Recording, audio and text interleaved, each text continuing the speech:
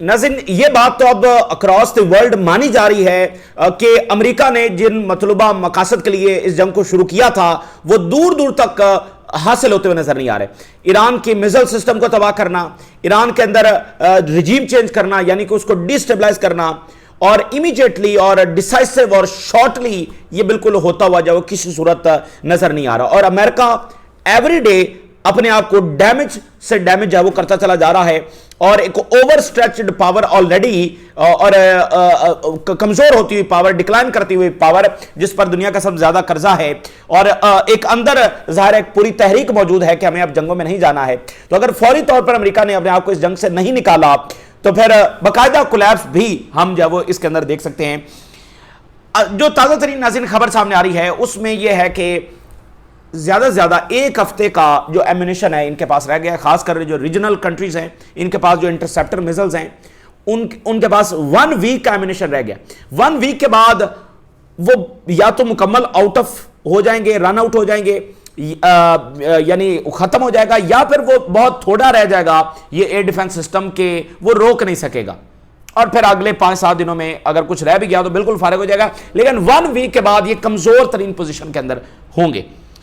तो ऑलरेडी जो इसकी इकोनॉमिक कॉस्ट है वो इतनी ज्यादा है कि गल्फ कंट्रीज, मिडिल ईस्ट के मुल्क ऑलरेडी बिलियंस ऑफ डॉलर जंगों में झोंक चुके हैं इस सारे सस्ते सस्ते ड्रोन्स, 2-2 हज़ार के, 5-5 हज़ार के, 10-10 हज़ार के ड्रोन्स को 2-2 मिलियन, 4-4 मिलियन के जरिए जब रोक रहे हैं, बिलियंस ऑफ डॉलर्स ये जंगों में जो है वो झोंक चुके हैं, और अभी हमले जो है वो जारी हैं। और ऐसा लग रहा है कि अमेरिकी जो मिलिट्री पावर है दुनिया की सबसे बड़ी पावर है, लेकिन जो 21st सेंचुरी की जो रेवोल्यूशन है, 21st सेंचुरी की जो जंगे हैं, शायद उसके लिए ये तैयार नहीं है, बावजूद इसके कि वो बहुत टेक्नोलॉजिकल एडवांस है, क्योंकि जो इकोनॉमिक इम्बैलेंस है वो समझ में नहीं आ रहा। उधर 4 मिलियन का इंटरसेप्टर है, इधर $2000 का ड्रोन है। तो ये कोल्ड वॉर में, यानी उस टाइम से ये एक जो पावर प्रोजेक्शन है वो तो सही थी, लेकिन इस वक्त जब दुनिया में सस्ती टेक्नोलॉजी का एक रेवोल्यूशन आ चुका है तो फिर ये महंगी महंगी टेक्नोलॉजी किसी सूरत जब वो सस्टेनेबल नहीं है। अब यूएई ने मैसेज भेजा है कि फौरी तौर पर हमें एयर डिफेंस दें, हमारा एयर डिफेंस जो खत्म हो रहा है, फौरी तौर पर दें।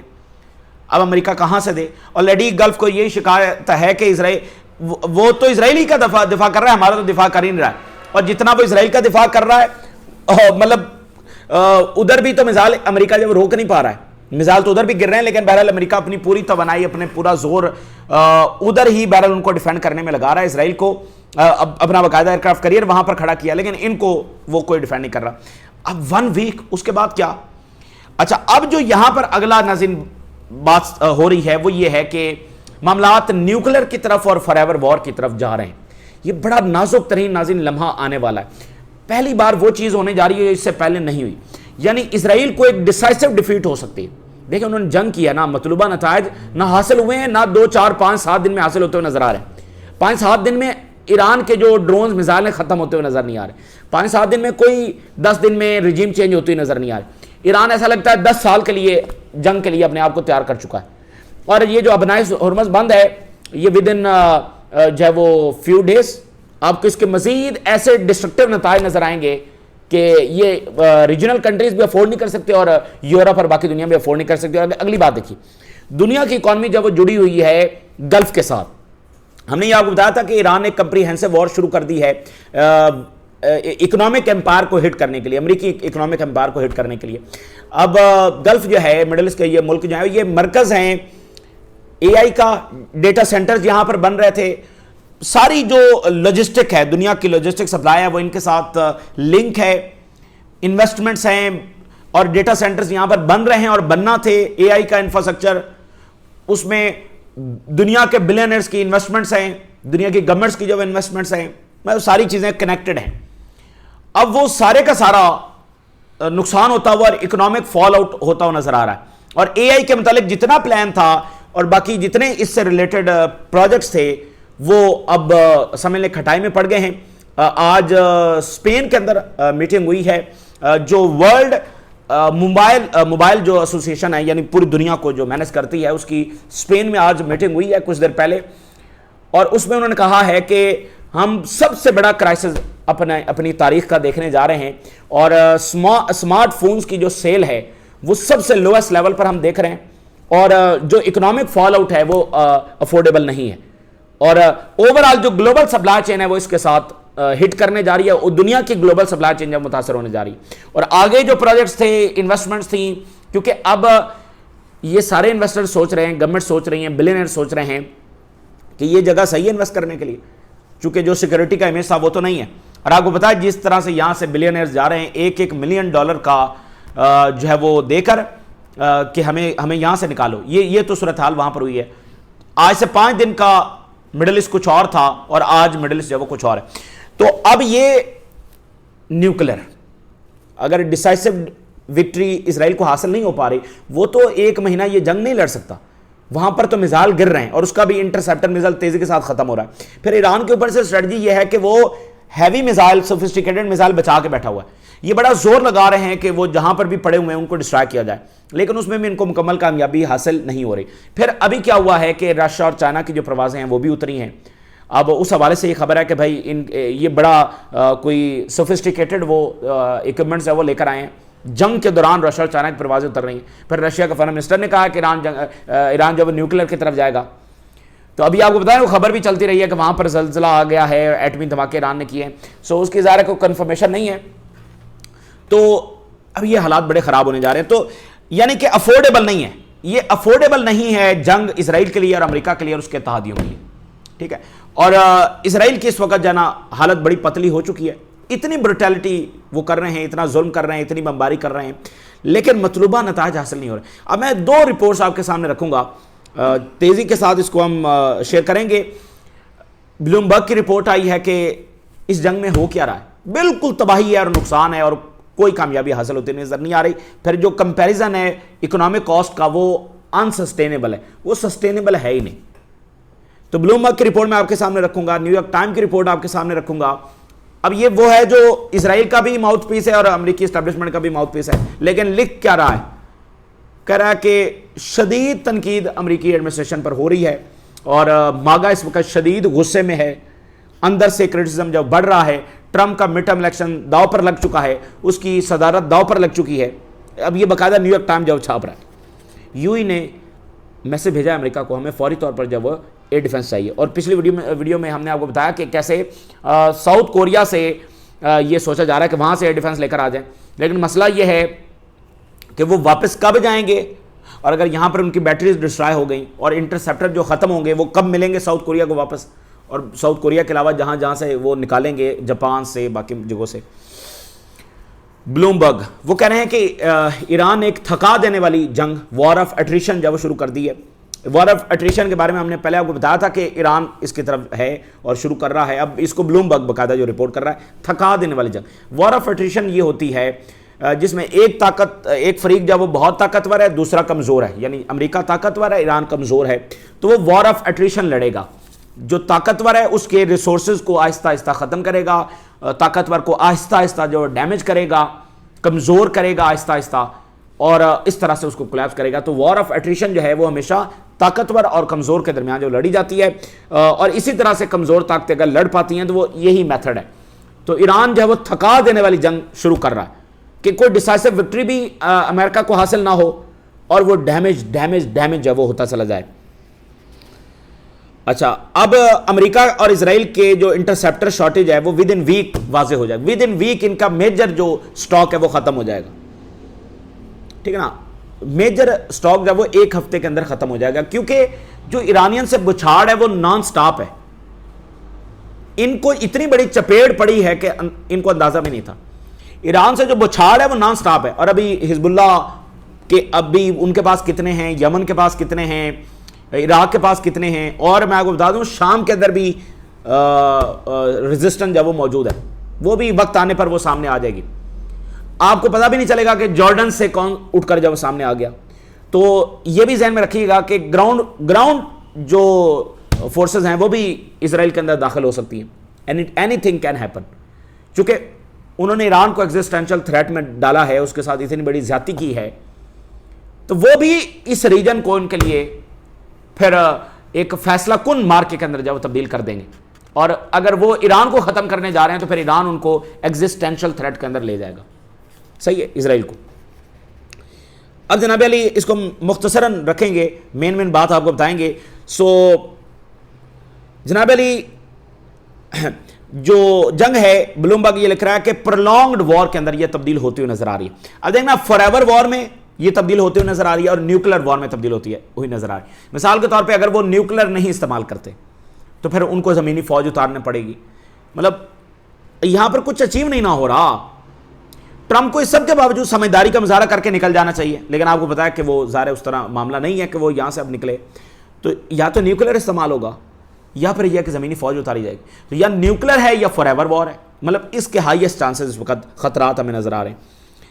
तो ईरानियन ड्रोन्स की जो वेव्स हैं वो फायर की जा रही है। खास तौर पर जो शहीद 136 ड्रोन्स हैं ये ईरान जब इस्तेमाल कर रहा है। बाकायदा पूरी स्ट्रेटजी ब्लूमबर्ग ने लिखी है और उसने बड़ी तारीफ की है कि ये बड़ा हैरान कुन है कि ईरान ऐसे स्ट्रेटजिक वॉर लड़ रहा है। असल में ये जो बड़ी ताकतें ना, वेस्टर्न पावर्स और एरोगेंट पावर्स और इसराइल, ये हमेशा से डिग्रेड करते हैं, उनको कमतर समझते हैं, कमज़ोर समझते हैं। ईरान कभी ऐसा कमज़ोर था ही नहीं।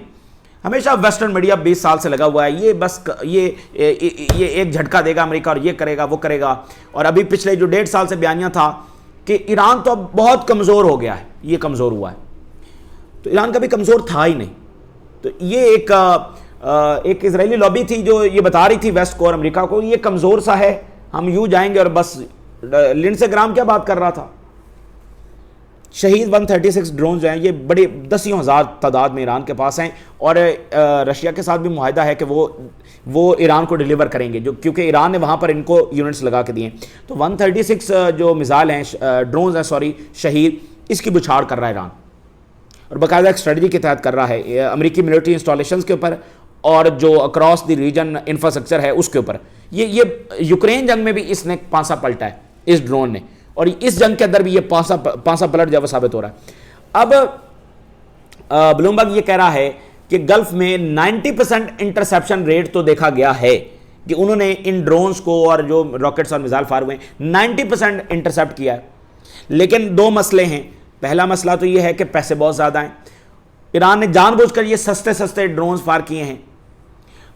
उनका जो इंटरसेप्टर है वो मिलियंस ऑफ डॉलर्स का है, ये इनका $3000 का है, जानबूझकर ये ईरान ने फायर किए।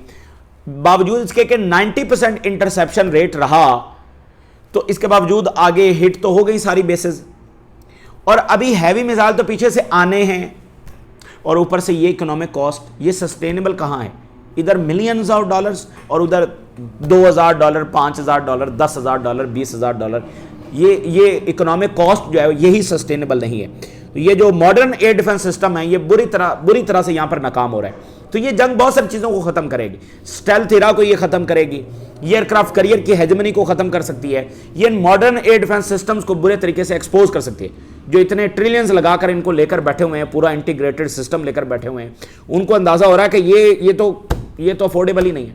इंटरसेप्टर मिसाइल बनता कम टाइम में है, फिर पैसे इतने ज़्यादा हैं, फिर आगे से चीप टेक्नोलॉजी का जो एक रेवोल्यूशन आ गया है वो बहुत बड़ी तादाद में प्रोड्यूस की जाती है, फिर उसको कोई भी ओन कर सकता है। जैसे अंसारुल्लाह है, वो कोई बाकायदा स्टेट तो नहीं है लेकिन फिर भी उनके पास वो हैं, समझ रहे हैं। तो अच्छा जी, इंटरसेप्टर जो एडवांस सिस्टम है वो शदीद ओवरवेलमिंग पोजीशन के अंदर जब इस वक्त जा चुका है, और फाइनेंशियल कॉस्ट जो वो बढ़ती चली जा रही है अमेरिका के ऊपर भी और उसके जो रीजनल एलाइज हैं उसके ऊपर भी। और ये बात बड़ी इंपॉर्टेंट है, वो कह रहे हैं ये जो जंग ईरान लड़ रहा है इससे ऐसा लग रहा है कि बाकायदा एक स्ट्रेटजिक प्लानिंग हमें नजर आ रही है। ऐसा नहीं लग रहा कि उन पर हमला हुआ और वो उठ खड़े हुए, उनका इसकी भी ऐसे की तैसी, उसकी भी ऐसे की तैसी, सब पर दाग दिए। नहीं, स्ट्रेटजिक वे में दाग रहे हैं, प्रिसाइज अंदाज में दाग रहे हैं, और तरीके से कि वो सस्ते और महंगे वाले पीछे बचा के बैठे हुए हैं। हैविली डिपेंड कर रहा है ईरान जानबूझकर ड्रोन्स के ऊपर, सिर्फ ड्रोन्स फायर कर रहा है, और कैलिब्रेटेड मिसाइल डिप्लॉयमेंट है कि यानी रीड करके कैलकुलेट करके कहां पर कौन सा भेजना है, इस हिसाब से वो अच्छा, ये बात बड़ी इंपॉर्टेंट है। ईरान इस बात को पूरे तरीके से कैलकुलेट कर रहा है और उसके पास ये नंबर्स हैं कि किस मुल्क के पास कितने इंटरसेप्टर मिसाइल्स हैं, करीब उसके पास नंबर्स हैं। तो वो उस हिसाब से अपनी जंग लड़ रहा है कि इतने हमने भेज दिए मिसाइल, इनके पास अब कितने रह गए, इतने ड्रोन्स भेज दिए तो इनके कितने खत्म हो गए, समझ रहे हैं। तो इस हिसाब से जो है वो जो डिफेंसिव स्टॉक है अमेरिका का, इसराइल का, रीजनल कंट्रीज़ का, उस सब को मद्देनज़र रखते हुए ईरान जो है वो अटैक कर रहा है। तो प्रेशर हर लिहाज से इन मुल्कों के ऊपर बढ़ता चला जा रहा है, अमेरिका के ऊपर बढ़ता चला जा रहा है। 1200 प्रोजेक्टाइल्स ईरान ने फायर कर दिए बैलिस्टिक मिसाइल्स के, 1200 अमेरिका पर, इसराइल पर, उनकी बेसिस के ऊपर। और ब्लूमबर्ग के मुताबिक जो इससे भी हैवियर सिस्टम्स हैं वो पीछे ईरान जब वो लेकर बैठा हुआ है, और किसी के पास एग्जैक्ट नंबर्स नहीं है। ईरान के पास कितने ड्रोन्स हैं, कितने मिसाइल हैं, किसी के पास एग्जैक्ट नंबर्स नहीं है। तो ये इतनी बड़ी जंग, ये डिजास्टर साबित हो रही है कि जिसका कोई हिसाब ही नहीं है। और इस वक्त इतनी खौफनाक बमबारी ये ईरान के ऊपर कर रहे हैं, इतनी खौफनाक बमबारी ये कर रहे हैं, जुल्म है और जुल्म की इंतहा है। तो ये वो कह रहे हैं, इस बात का सबूत है कि तेहरान जो है उसका रिस्पॉन्स एग्जॉस्ट कर रहा है इनको, और ईरान अपने आप को एग्जॉस्ट नहीं कर रहा है। ईरान अपने रिसोर्सेज बचा के बैठा हुआ है, यानी स्ट्रेटजी है, प्लानिंग है कि कौन से मिसाइल कितने कितने फायर करने हैं। ड्रोन्स के ऊपर ज्यादा रिलाय, क्योंकि ड्रोन ज्यादा हैं और प्रोड्यूस भी आसानी से हो सकते हैं। तो ईरान अपने, ये नहीं कि अंधाधुंध खत्म करके बैठ जाए तो उसके बाद क्या, 10 दिनों में मिसाइल खत्म हो गया तो उसके बाद क्या, समझ रहे, तो खत्म हो गया मामला, तो कहानी मुक गई।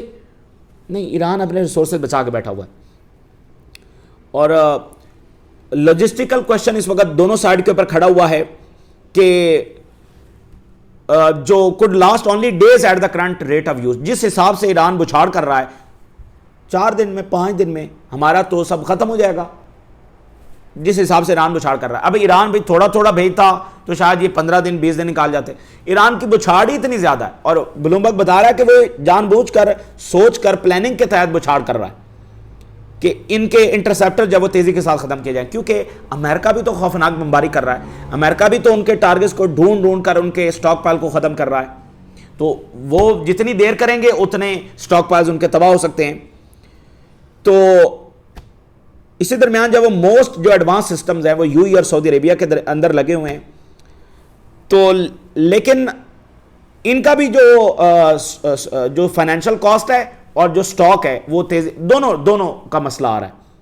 ये दोनों बड़े मुल्क हैं और दोनों ने बड़ी तैयारी करके रखी हुई थी, काफ़ी ज़्यादा स्टॉक भी है, सारा कुछ है, लेकिन फाइनेंशियल कॉस्ट भी दोनों के ऊपर ज़्यादा है, और जो है ना स्टॉक भी इनका दोनों का नीचे आ रहा है। यूएई ने फिर मैसेज भेज दिया है, लेकिन अमेरिका कहाँ से देगा। तो ये अगर ब्लूमबर्ग कह रहा है इसी तरह से हाई इंटेंसिटी एक्सचेंज रहा कि ईरान इसी तरह से बुछाड़ करता रहा, तो फिर बड़ा मसला होने वाला है इन सब के लिए। और पूरा जो एयर डिफेंस सिस्टम है वही एक्सपोज हो रहा है, मतलब वेस्ट के ये जो सारे सिस्टम्स हैं और इन्हीं की वजह से उनकी मिलिट्री सुपीरियरिटी है, ये सारी की सारी अपने आप के अंदर जो वो एक्सपोज हो रही है कि ये इंटरसेप्ट भी नहीं कर सकते हैं, फिर इनकी कॉस्ट भी बहुत ज़्यादा है, फिर इनकी बैटरीज भी हिट हो सकती हैं, सही है। तो वो हर लिहाज से एक्सपोज हो रहेगा। ये सिस्टम आज के 21st सेंचुरी में सस्टेनेबल ही नहीं है। और ईरान के फॉरेन मिनिस्टर की आखिरी बात सुनिए ब्लूमबर्ग की रिपोर्ट में, वो ये कह रहे हैं, बड़ी इंपॉर्टेंट बात है। ईरान के फॉरेन मिनिस्टर कह रहे हैं कि जो हमारे कमांड सेंटर है वो डायरेक्टिव्स के बगैर काम कर रहा है, यानी ये नहीं कि ऊपर से कोई पॉलिटिकल शख्सियत ईरानी सदर बता रहा है, वो ऑलमोस्ट आइसोलेशन के अंदर काम कर रहे हैं। यानी वो कमांड सेंटर में बैठे हुए हैं, उनको पता है कि उनको क्या करना है, उनको जो इंस्ट्रक्शंस दी गई थी उसी के ऊपर काम कर रहे हैं। इससे आपको ईरान की तैयारी नजर आएगी। ये नहीं कि ईरान के सदर या कोई और शख्सियत, अली लारिजानी सुबह फ़ोन करते हैं कि अब हमने ये वाला मिसाइल दागना है, फिर दोपहर को करते हैं, फिर शाम को करते हैं। नहीं, ये जो यूनिट्स हैं ये आइसोलेशन में काम कर रहे हैं। और वो कहाँ पर हैं, वो हेड क्वार्टर्स कहाँ पर हैं, वो सिस्टम्स कहाँ पर हैं, तो एक सिक्योरिटी भी है, इंटेलिजेंस भी है, तो वो राब्ता नहीं है, उनको पता है कि क्या करना है, कैसे करना है। ये ईरान के फॉरेन मिनिस्टर बता रहे हैं।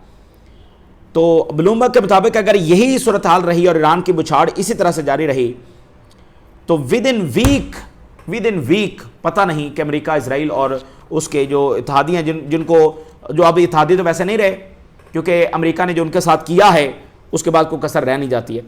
अब अगली बात सुन लें, जो डाटा सेंटर्स हैं, US Israel war on Iran raises alarm for middle east data centre. ये बहुत बड़ा प्रोजेक्ट था, दुनिया भर के इन्वेस्टमेंट यहाँ पर थी, ट्रिलियंस ऑफ डॉलर्स के ये प्रोजेक्ट से, एआई का सारा इंफ्रास्ट्रक्चर यहाँ पर बनना था और डाटा सेंटर्स यहाँ पर बनने थे, यानी एक ये हब बनना था फॉर आर्टिफिशियल इंटेलिजेंस। इस दुनिया में इस वक्त की सबसे जो इंपॉर्टेंट चीज है वो डेटा सेंटर्स है, क्योंकि डेटा ही तो सब कुछ है। सबका डेटा, हर हर यानी आर्टिफिशियल इंटेलिजेंस की इंप्रूवमेंट कैसे होती है, जितना ज़्यादा डेटा आपके पास होगा उसी से ज़ाहिर है कि एआई इंप्रूव होती चली जाएगी।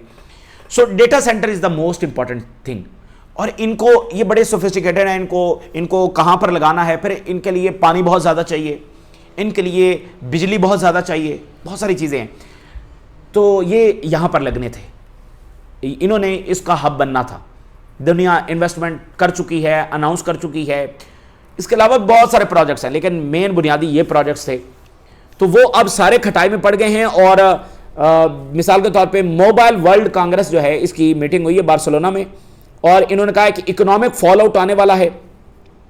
जो मिडिल ईस्ट है ये अपने आप को मेजर हब बना चुका था ग्लोबल सप्लाई चेन की, लॉजिस्टिक की, लेकिन अब वो जब वो फारिग हो रहा है, वो मामला फारिग हो रहा है। और मैनी जो इन्वेस्टर्स हैं वो इस वक्त देख रहे हैं कि मामला अनस्टेबल होते चले जा रहे हैं और इकोनॉमिक फॉल आउट बहुत शदीद होगा। अभी तो सिर्फ 5वां दिन शुरू हो रहा है। अगर ये मजीद जंग चलती है, एक तो देखें इमेज तो वापस आने वाला नहीं है। एक चीज़ जो जा चुकी है वो है इमेज, कि ये बहुत ही इनसिक्योर मुल्क है अनफॉर्चुनेटली, और अमेरिकी और इजरायली साजिश से ये इमेज इनका जाता रहा है, तो वो तो जा चुका है। अब ये जो लोग जा रहे हैं ये क्या वापस आएंगे?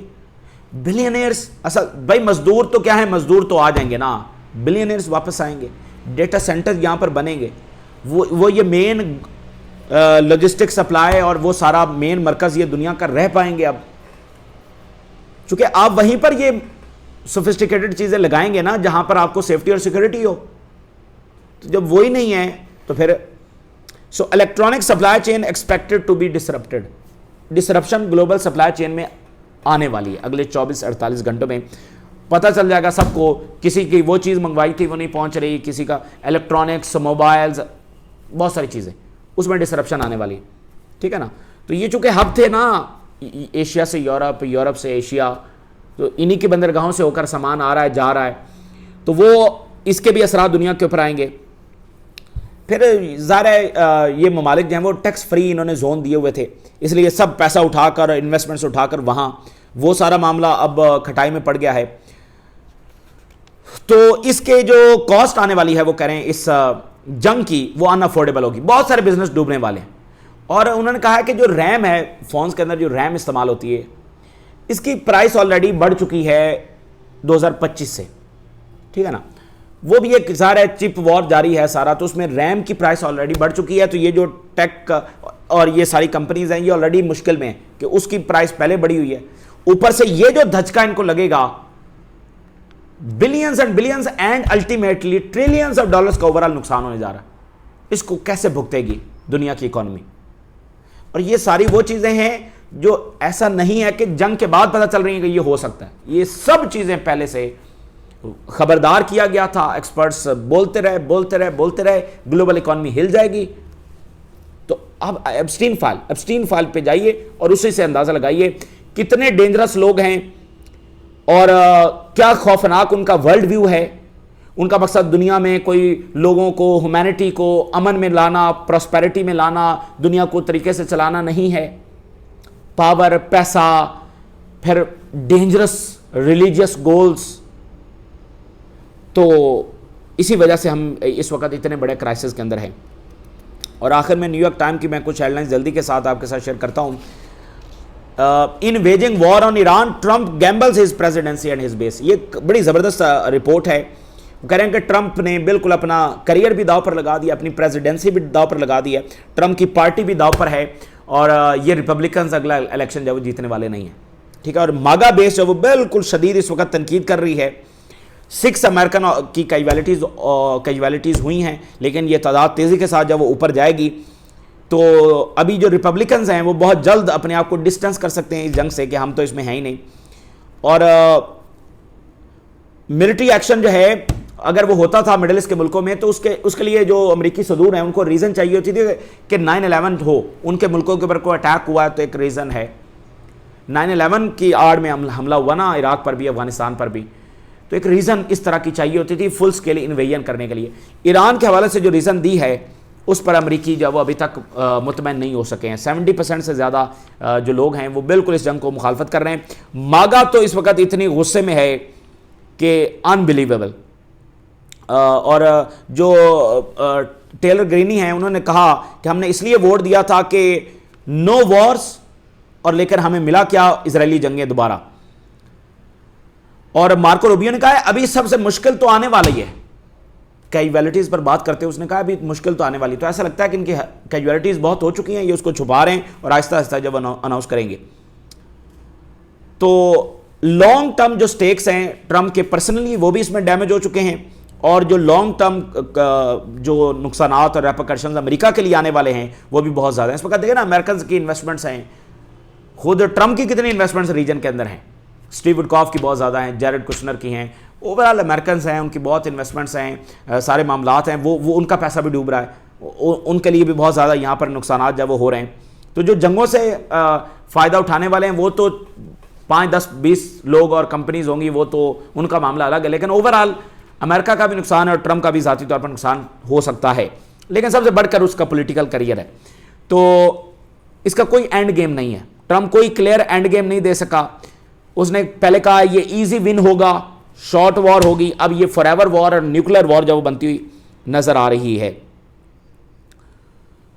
तो अब ये इस वक्त की ताज़ा तरीन सूरत हाल है जो आपके साथ शेयर किया। आपने राज रोगा करें, इजाज़त दीजिए, अल्लाह हाफिज़।